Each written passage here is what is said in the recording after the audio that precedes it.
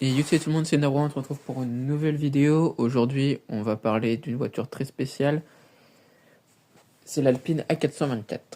En 2024, Alpine franchit une nouvelle étape majeure dans son histoire en endurance avec l'arrivée de l'A424 en catégorie Hypercar ou Hypercar.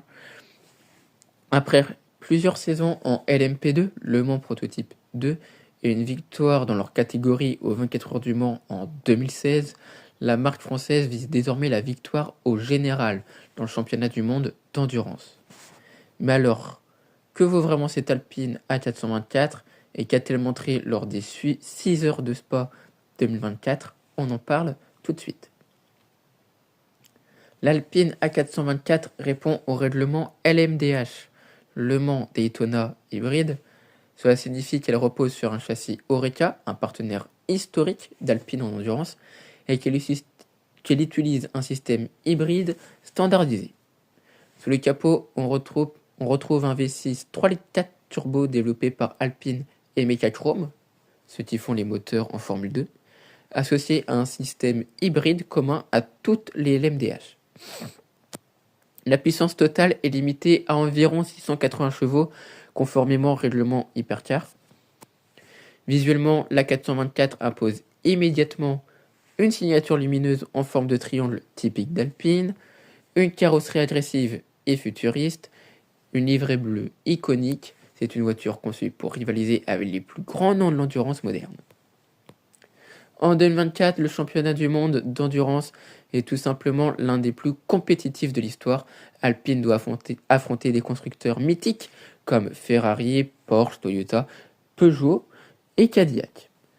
Autant dire que la marche est haute pour une première saison en hypercar. La manche des 6 heures de Spa 2024, disputée sur le mythique circuit de Spa-Francorchamps, est un moment clé de la saison. Spa est connu pour ses longues lignes droites, ses enchaînements rapides, comme l'eau rouge, raidillon, et une météo souvent imprévisible et capricieuse. Pour Alpine, c'est un vrai révélateur avant les 24 heures du Mans. En qualification, l'Alpine A424 montre des progrès, mais reste encore légèrement en retrait face aux références du plateau. Le rythme pur est encourageant, mais la concurrence est redoutable. En course, la fiabilité et la gestion stratégique deviennent essentielles. Spa, mais la mécanique à rude épreuve, compréhension, vitesse élevée, trafic intense avec les LMGT3, Alpine réalise une course sérieuse, engrange des données précieuses et continue d'apprendre. Même si la victoire n'est pas encore au rendez-vous, la progression est visible. L'objectif est clair, construire les bases pour jouer devant à moyen terme. Il faut le rappeler, 2024 est une saison de lancement pour l'Alpine A424 face à des constructeurs qui ont parfois déjà une année d'expérience en hypercar ou deux pour Toyota. Alpine doit comprendre parfaitement les pneus Michelin, optimiser la gestion de l'hybride, affiner les réglages aérodynamiques et travailler sur la stratégie de course. Chaque course, et notamment Spa, sert de laboratoire grandeur nature avant l'échéance ultime, les 24 heures du Mans. L'Alpine A424 ne vise pas seulement des podiums, elle incarne le retour d'Alpine au plus haut niveau de l'endurance mondiale. Les 6 heures de Spa 2024 ont montré une chose, le potentiel est là, il reste à travailler la base, qui est solide, et dans un championnat aussi compétitif, la progression rapide peut tout changer. Une chose est sûre, la bataille Hypercar 2024 est historique et Alpine compte bien écrire un nouveau chapitre d'ici 2026, et celui-ci sera le dernier d'une magnifique aventure, car récemment, Alpine a fait un communiqué où ils ont dit qu'ils arrêteraient le programme Hypercar d'ici la fin de l'année. Et on se retrouve tout de suite pour un essai de cette Alpine. On se retrouve sur Project Motor Racing. Est-ce que ça filme bien? J'ai l'impression que oui. C'est bon. C'est bon. Oui, désolé, je regarde la caméra, je regarde le retour, mais voilà, j'avais peur d'un petit bug ou quoi. Donc on est sur Project Motor Racing. Et c'est un bon jeu. Alors, porté un peu simu, mais pas tant. Ce jeu est un peu une pré-attente avant que LMU ou le Mans Ultimate ou Assetto Corsa Evo arrive sur console et plus particulièrement sur Xbox. Ça m'a fait un petit tour de chauffe pour les pneus et les freins. Voilà, j'ai mis 10 minutes de session, il en reste 5. Alors, les freins arrière sont encore gelés, mais pas tant grave. Voilà. Cette Alpine, du coup, dans le tour de chauffe, ce que j'en pense, et même je l'ai roulé un peu, hein, elle est plaisante. Elle est plaisante. Il y a du sous-virage qui est présent. Malheureusement. Oula, l'herbe. Il y a du sous-virage qui est plaisant, mais si... Mais il faut que j'arrête d'aller dans l'herbe, je suis pas une tondeuse. Si les pilotes alpines, eux, sont sous-vireurs, enfin, ont une plaisante plus portée vers le sous-virage ou quoi, on va leur laisser ce kiff-là. On va pas le prendre et dire ah non, mais les joueurs, ils aiment pas. C'est pas grave. Nous, on cherche pas ça. On n'est pas là pour contraindre les pilotes alpines officiels. On est là pour faire ce qu'il fait, nous. Et on est là pour voir Alpine gagner, que ça soit en Formule 1 ou en endurance. Et ça a déjà été le cas dans les deux catégories. La F1, avec le Grand Prix d'Hongrie 2021, la première victoire d'Esteban Ocon, et qui est pour l'instant l'unique, et j'espère qu'il en aura plusieurs. Des victoires. Ça veut dire pas. Allez, c'est pas grave, c'est pas un tour, on joue pas notre vie. Voilà.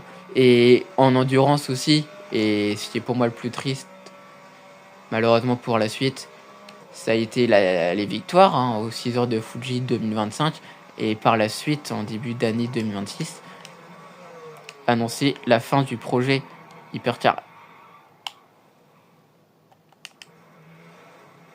Bon, bah le spin. On voit un sous-vireur et perd facilement l'arrière. C'est pour vous aussi, c'est vous rendre compte de la difficulté qu'est une Hypercar à conduire, parce que c'est pas donné à tout le monde.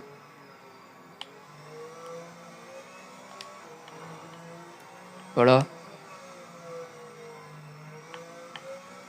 Voilà, bon, on va apprendre que la suite, on va oublier le spin, et sérieusement, elle est plaisante à conduire. On sent, hein, elle kiffe. On sent si une voiture, elle est plaisante à conduire, elle est là, elle veut conduire, elle veut qu'on la mène dans ses retranchements.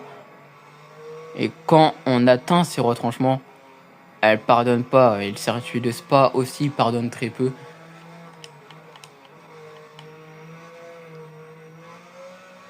Voilà. Par contre, le système hybride, il se décharge à une vitesse.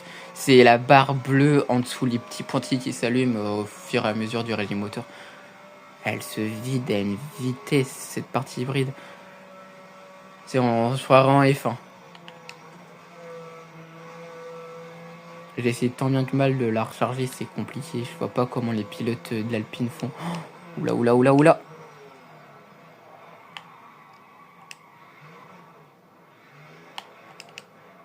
On va essayer.